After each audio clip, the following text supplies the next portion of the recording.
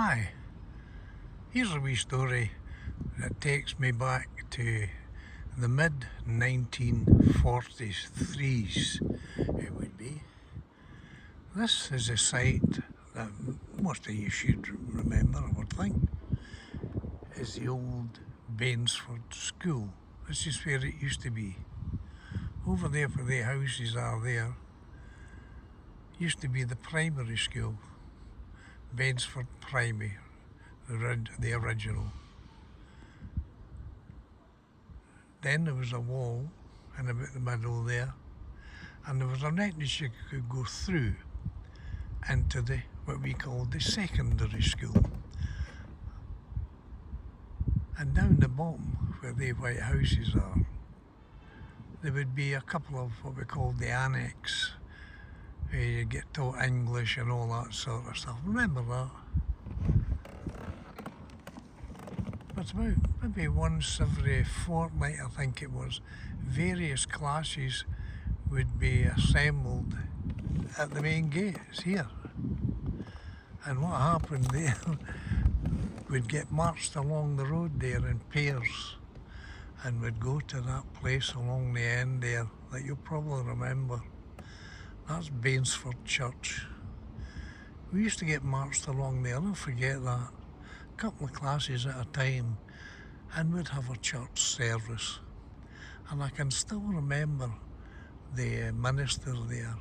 It was Mr. McAllister. Never forget him. He had a physical ailment sort of thing. His right hand, I think it was crooked, if you know. I mean, I had difficulty turning pages of the Bible and all that sort of stuff. But I can still picture him yet. And that's where we used to go. Everybody in the Bainsford School went there at one time or other. Marched right along that road there, to the church. And then after the service, we'd be brought back. Maybe the kids down Bainsford could do some of that now. But I'll never forget this place. This is where our youth was more or less spent. Then, of course, once this closed down, you got the Langley's Primary, which most of you will know. But this is where we were schooled, more or less. And a wee thing that you may not remember, I don't know, over there where that building is with a white roof, that was Johnson Stewart's garage, original garage. You could get a couple of cars in it, so to speak, but that's the original Johnson Stewart's garage. And the wee house at the right hand side, old Granny used to stay in there, and my pal, he wasn't a Johnson, but he was off the Johnson family.